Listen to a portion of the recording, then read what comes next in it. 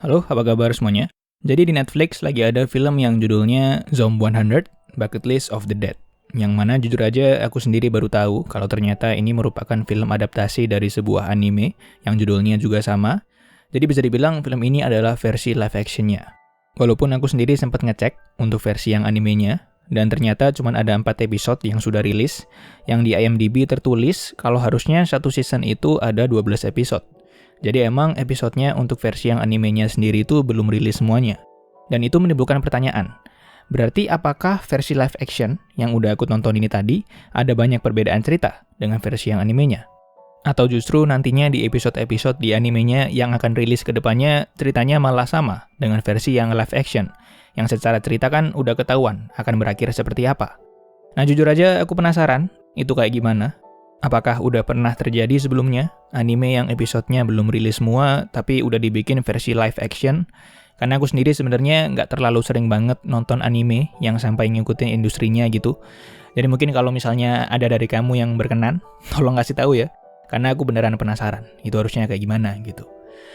Nah jadi, cerita film ini intinya adalah tentang laki-laki berumur 24 tahun yang bernama Akira Tendo, yang telah mendapatkan pekerjaan impiannya di sebuah perusahaan besar gitu. Yang ternyata, di hari pertamanya aja, dia itu udah disuruh kerja lembur. Yang lemburnya itu sampai tembus ke jam kerja hari berikutnya. Dan kemudian di hari berikutnya, itu lembur lagi.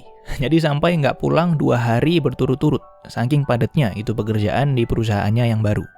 Kemudian singkat cerita, dengan seberapa eksploitasinya terhadap karyawan-karyawan di perusahaannya ini, akhirnya Akira stres, udah kepikir untuk mau resign, tapi tiba-tiba terjadi wabah zombie yang tentu saja merusak kehidupan semua orang. Harusnya, karena si Akira ini malah seneng, karena dengan adanya wabah zombie, dia jadi nggak perlu berangkat kerja lagi, gitu.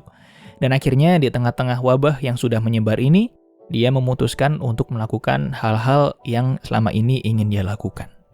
Dari situ aja kelihatan ya, walaupun temanya zombie, tapi secara konsep itu dibikin komedi, dibikin lucu.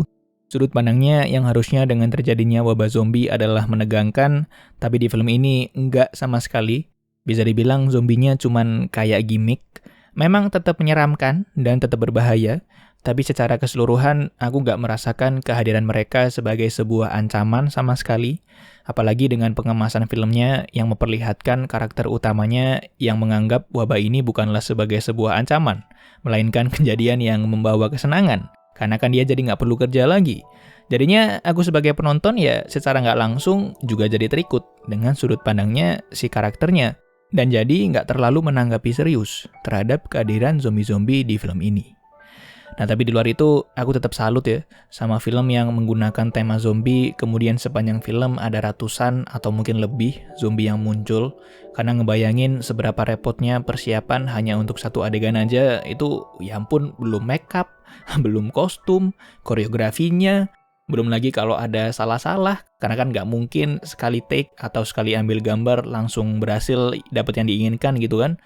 Dan itu baru satu adegan, sedangkan adegannya banyak banget yang ada zombinya. Yang sekali muncul di satu adegan zombinya itu bisa-bisa puluhan atau mungkin ratusan gitu. Jadi pasti ribet sekali lah, salut saya. Nah tapi balik lagi, seperti yang tadi aku bilang, karena ini adalah film komedi, jadi dari awal aku juga udah nggak terlalu memusingkan hal-hal yang akan terjadi di filmnya. Jadi kayak ekspektasinya udah disesuaikan gitu. Dan aku rasa filmnya juga cukup menyenangkan, terutama di bagian pertama. Karena pengenalan karakter serta apa yang dia alami menurutku berhasil banget bikin simpati terhadap karakternya. Ditambah lagi dengan bagaimana filmnya menggambarkan keadaan hati karakter utamanya juga dibarengi dengan pewarnaan dari filmnya. Kelihatan banget dari yang awalnya dia ceria karena mendapatkan pekerjaan yang dia inginkan, kemudian diikuti dengan warna filmnya yang kelihatan cerah dan warnanya juga lebih keluar serta kelihatan lebih ngepop, hingga akhirnya perlahan-lahan warnanya jadi makin gelap karena Akira juga makin tidak menikmati kehidupannya dan stres terhadap pekerjaan yang harus dia lakukan setiap hari. Dan sampai akhirnya berujung kepada wabah zombie yang walaupun secara kehidupan harusnya lebih kacau, tapi malah warna yang dihasilkan dari filmnya malah balik lagi jadi cerah dan juga terkesan lebih menyenangkan. Karena ya merepresentasikan hati Akira yang udah balik menjadi ceria. Dan aku suka banget dengan film yang memiliki kontras di warnanya. yang mungkin mempresentasikan elemen-elemen yang ada di dalam ceritanya, gitu. Dan selain itu, komedinya juga kebanyakan dapet sih menurutku. Banyak sekali momen yang kocak di film ini, konyol juga, apalagi sebagai film dari Jepang, yang kalau aku ngelihatnya itu, film Jepang itu kayak punya cara dan daya tariknya tersendiri dalam menyampaikan gaya komedinya. Kayak mungkin salah satunya adalah seberapa komikal sifat dari para karakter-karakternya gitu ya, yang kayaknya akan sulit atau mungkin jarang sekali kita temukan orang di dunia nyata yang secara keseluruhan punya sifat dan karakter yang kayak di film ini. Tapi menurutku kalau dibentuk film seperti ini cukup berhasil. Jadi secara keseluruhan asik lah ngikutin perjalanan karakter-karakternya di film ini. Salah satu rangkaian momen yang menyenangkan lah, bisa dibilang. Nah tapi walaupun begitu, aku pribadi ngerasa kalau acting dari pemeran utamanya itu masih kurang.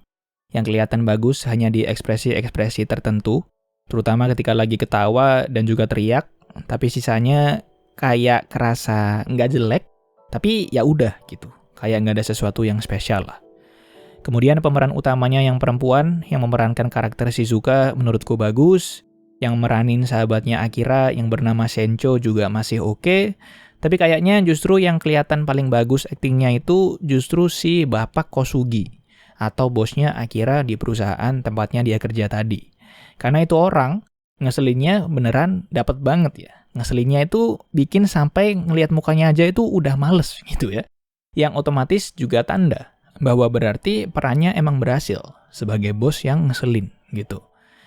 Nah jadi, walaupun filmnya secara keseluruhan buatku pribadi masih menyenangkan, terutama perjalanan karakter utamanya dan kawan-kawannya dalam menjalani hari-hari mereka di tengah-tengah dunia yang udah kacau, tapi bagaimanapun, bagian terakhir atau bagian ketiga dari filmnya, yang menjadi bagian penyelesaian konfliknya, menurutku malah jadi agak dragging atau kerasa mulai lambat, sehingga juga terasa membosankan.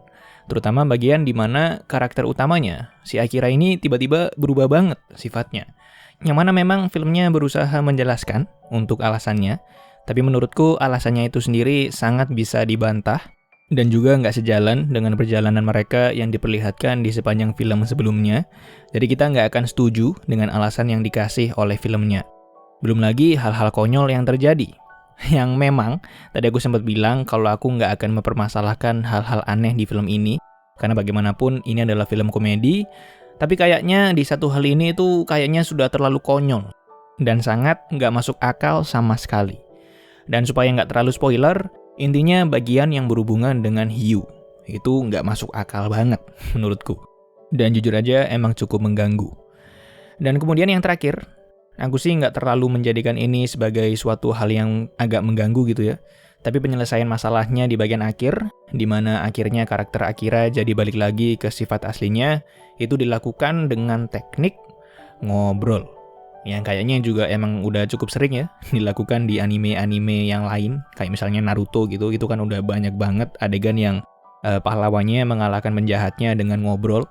Jadi bisa dibilang udah biasa, tapi menurutku masih agak lucu aja gitu kalau dilakukan oleh orang-orang yang asli yang di versi live action gitu. Jadi, menurutku filmnya cukup menarik, sepertinya lebih bagus versi animenya, mungkin, aku belum nonton, jujur aja. Tapi ngeliat ratingnya di IMDb sih bagus banget ya. Di atas 8 kalau nggak salah. Dan kayaknya juga emang wajar kalau misalnya lebih bagus versi animenya. Karena bagaimanapun formatnya yang animasi tentu akan ngasih ekspresi yang lebih banyak. Belum lagi dengan episodenya yang juga akan ngasih kita cerita lebih detail. Jadi mungkin kalau kamu tertarik, mungkin nonton aja versi animenya. Filmnya menurutku cukup oke, tapi juga memiliki banyak masalahnya sendiri. Ya jadi mungkin segitu aja. Terima kasih banyak sudah menyempatkan waktunya untuk menonton video ini, dan semoga sehat selalu semuanya.